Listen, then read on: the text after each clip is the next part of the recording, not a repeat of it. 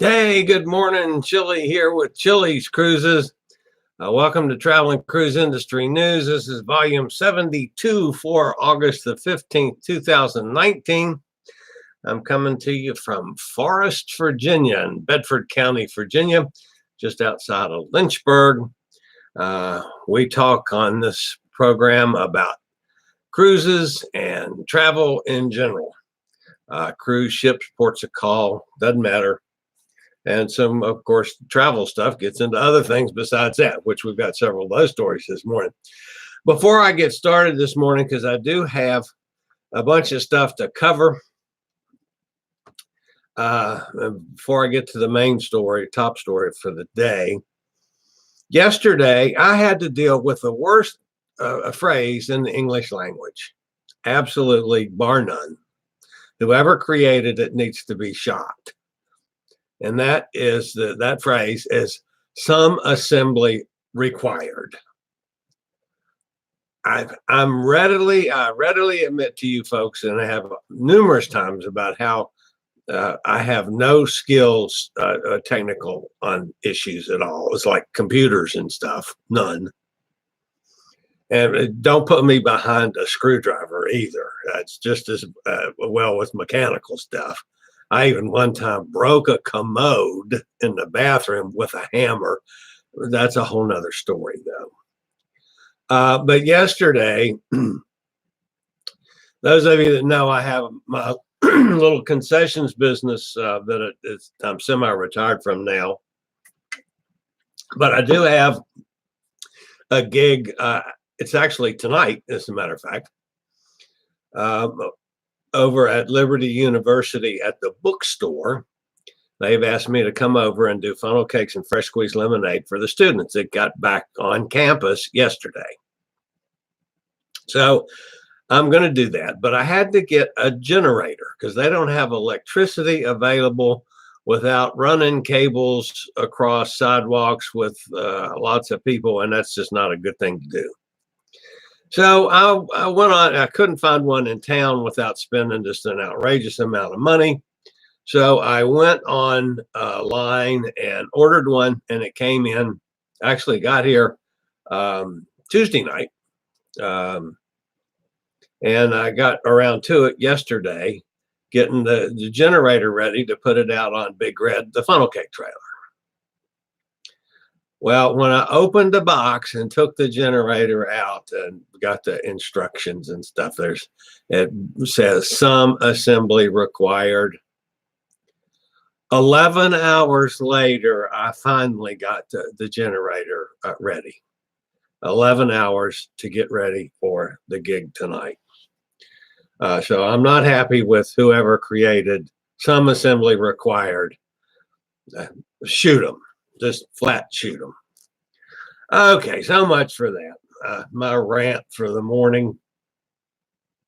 The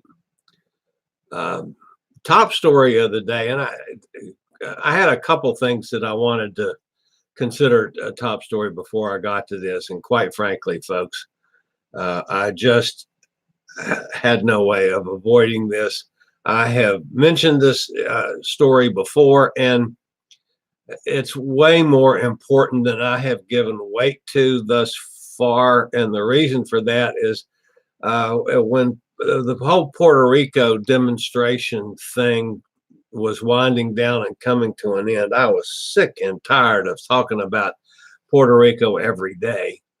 And then all of a sudden, these demonstrations break out in Hong Kong, and I just didn't give it the weight that it should have.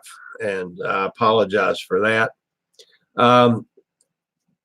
The airport in Hong Kong is expected to be back to normal operations today, but their problems aren't over. As a matter of fact, during the night last night, our time, they had massive demonstrations, violent demonstrations again, this time not at the airport, but in downtown in the financial district, which there was tear gas involved again from the police, and it got really, really bad. So these demonstrations can break out at any time in the area. So Hong Kong is still braced for more mass demonstrations through the weekend after the weeks-long crisis is escalating after pro-democracy protests were successfully forced cancellation of nearly 1,000 flights this week. Several days, the airport was completely shut down. World leaders are urging all sides to be calm. China reiterated on Wednesday that Hong Kong protests resembled terrorism, and more street clashes followed ugly and chaotic scenes that were at the airport for the past couple of days. Police and protesters faced off again in the streets in the financial hub. Like I said, riot officers quickly fired tear gas. President Trump has tied the crisis over there into the trade agreement with China for some reason, and says that he believes that that China will resolve humanely this whole situation, and suggesting that he will meet with Chairman Xi, President Xi, Chinese President Xi Jinping, who's been in power since 2012. So President Trump's weighing in on this, and I'm not sure that this is really tied to the trade issue at all. But so be it. If that'll help get it solved, Mr. President, go after it, because we need to put this thing to bed. China has massed a ton of troops on the border. They've taken over a stadium, and it's just lined with troop carriers on the border of Hong Kong. Now, will China actually invade Hong Kong? I don't know, but boy, it's not a healthy situation at all. I would not like to be over there in the least. So far, they have not canceled any of the cruises that go in and out of Hong Kong. Well, boy, that could be on the horizon very quickly. If memory serves me correctly, there's 24 ships that are either home based in Hong Kong or use Hong Kong as a port of call.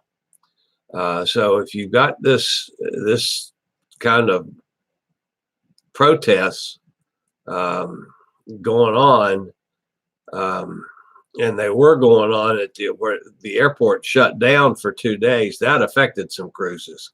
People couldn't get in to go on the ships and couldn't go home. So it affected it for those couple of days.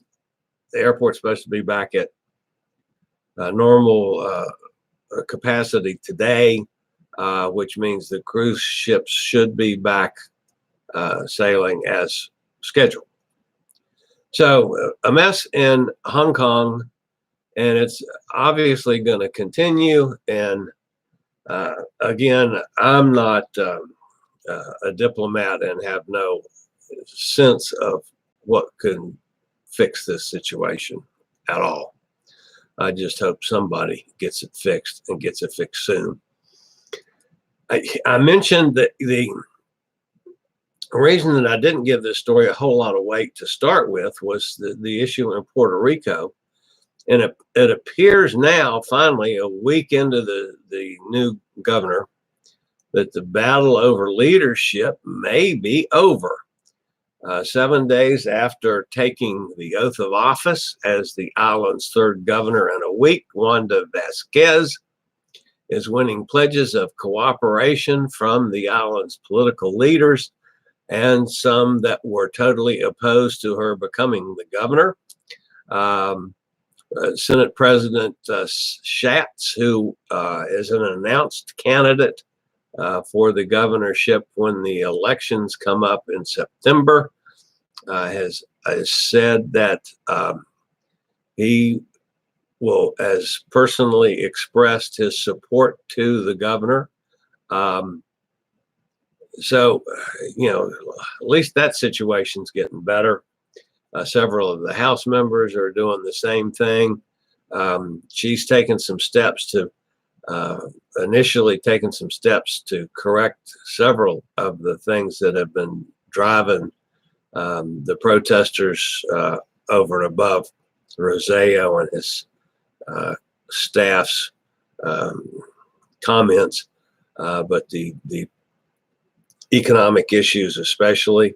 So it appears that a lot of the opposition has waned somewhat, and they're going to let Governor Vasquez do her job. And so far, seems to be going in the right direction. Hats off to the folks in San Juan and Puerto Rico. Glad that is getting straightened out. Princess Cruise Line has announced that they will be expanding their new super fast Wi-Fi program to 6 more ships in 2020, which will bring most of their fleet in line. It's supposedly the best Wi-Fi at sea. I have not been on a ship with it yet, so I cannot attest to this one way or the other. But apparently it's pretty cool, and it's not real expensive. So, of course, I think that's one of the things we're going to see in the future is free Wi-Fi on all ships. But that we're not there yet. They still have to try to get as much money as they can. But anyway, the ships that will be added in 2020 with the super fast Wi-Fi and the Princess Cruise Line is Grand Princess, Diamond Princess, Majestic Princess, Star Princess. The new Enchanted Princess will have it, and the Sapphire Princess. So hats off to Princess. That they're doing something that's needed, and they're answering that call. And I think we'll see more and more of this as we go on. Okay. Royal Caribbean Cruise Line has announced it's adding a second call to Perfect Day at CocoCay on nearly 40 sailings due to customer demand. The cruise line has revealed 4-night itineraries that now offer 2 visits to the private island. Itineraries include 40 sailings beginning in September of this year on Navigator of the Seas and Mariner of the Seas. And basically what they're doing is it's doing an overnight stay at CocoCay. We've talked numerous times about the future of the cruise industry, and it's probably going to be tied to land packages as well as cruising, similar to the situation that we find like Holland American in Alaska, where they push not only a cruise but a land package. I could see the future of the cruise industry going in that direction elsewhere, and here's a prime example. I wouldn't be surprised if 2 or 3, 4 years from now, a place like CocoCay becomes a resort over and above a port of call for a day visit, and has a hotel or cabanas or more services. And you go on a cruise, the cruise stops at CocoCay, you get off the ship, you go stay on the island for 4 days or 3 days or whatever the package is. And either the ship you came on, it's next time around, or another ship from the same cruise line picks you up and takes you back to your port. So you got a cruise on both ends of a land package. I see that as something that could be very popular, and it could be widespread. But anyway, it's interesting that CocoCay now is going to overnight stays, which is great. On the sad side of things, again with Royal Caribbean, another man overboard. This was an Australian man, has passed away after being overboard on Symphony of the Seas.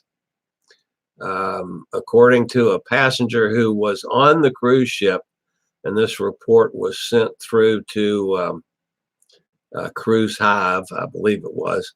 But anyway, a rescue boat from the ship was launched and found the deceased individual and returned him back to the Royal Caribbean ship. No, it was Cruise Law News. That's who it was. But anyway, we don't have any further information if this was a crew member or a passenger. We don't have any information as far as, was this a suicide? Was it an accident? I just don't have any information. It's not been available on that as of yet. But that's the third overboard passenger in about 10 days on Royal Caribbean ships, which is not a very good statistic. One other thing to mention, folks, King's Dominion, you know, I'm in Virginia, so I'm familiar with King's Dominion. I'm not a much of a person with amusement parks. I'm not a ride person, so I'm not at all fond of amusement parks. But King's Dominion is giving teachers a going back to school nice perk. The amusement park is offering free admission for teachers over Labor Day. Teachers, faculty, and staff from Virginia schools can get in free to the park from August 30th through September the 2nd.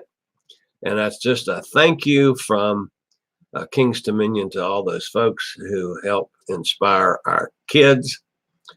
Great move on their part. Friends and family of school staff also get a bit of a perk. The park is offering admission for $25 and an all-day drink band for $7. So Labor Day weekend's probably going to have a bunch of teachers in attendance for one of the last big weekends out of the year. So that about wraps up the news this morning. No, it doesn't. There was one other story that, as a matter of fact, I wanted to make this the lead story today, and I'll end with that. The airline industry yesterday announced that many horses are now accepted as service animals. And you got to think about that one, folks. You get on an airplane and somebody has a mini horse as a service animal on the plane with you. I mean, I could see going down the aisle. I've got a window seat, and excuse me, madam, could you move your hoof out of my seat, please? And scrambling around a mini horse to get into my seat. How's this going to work? Do you have to buy a ticket for the horse? And do you have to pay the same thing for the horse as you do for a human person? You know, many horses, they can weigh, up to 300 pounds. I'm not sure how this is going to work. And I'm not opposed to, don't get me wrong, I love many horses. I love horses in general, especially the minis. As a matter of fact, this weekend, those of you that follow me on Facebook know that I do some pet sitting with my niece, help her with her business. And I'm doing overnights for 3 days out at one of our clients that happens to have mini horses. So you'll probably be seeing Thelma and Louise, a couple mini horses, this weekend on my Facebook pages. as a matter of fact, I'll be broadcasting Saturday. The travel and cruise industry news I'll be doing from out there on Saturday. And I have no idea if I've got enough um, signal for a live broadcast or not, but we'll see. But anyway, I'll be doing that on Saturday morning. But I'm not sure if I understand the issue of mini horses as service animals as much as I love mini horses. I got to find out how that's going to work. So anyway, that's the news for this morning. And I started to make that the lead story, but I said, no, Hong Kong's, they got to be in there. I regularly post videos on all facets of the travel and cruise industry. So if you'd like to keep up with the latest in cruise ships, ports of call, cruises themselves, my interview shows, which are called Chillie Chats, and travel and cruise industry news, which appears on these pages on this channel on Tuesday, Thursday, and Saturday mornings. Hit the little subscribe button down there in the lower right-hand corner. Hit the bell notification. You'll be notified as soon as I'm going live or as soon as I post a new video. Anything happens in the interim between shows on the cruise, travel and cruise industry news, we'll always get a video up or go live with late breaking stories. So that about wraps it up from here. Hope you've enjoyed this morning's show with some news and a little silliness involved as well. And as always, if you think about it, give us a thumbs up. If you need to, give us a thumbs down. Just give us one or the other. That's fine. And always look down at the little description thingy beneath the things, because there's links which you might want to follow and check out. So that's it for this morning. This is Chillie from Chillie's Cruises. I'll see you guys again on Saturday morning from out at Thelma and Louise's horse farm out in, I guess that's still in Lynchburg. Lynchburg, or maybe it's in the county. I'm not sure which. But anyway, I'll be out there for the weekend, but we'll still bring you travel and cruise industry news. That's it for now. This is Chilliefalls. Later, y'all.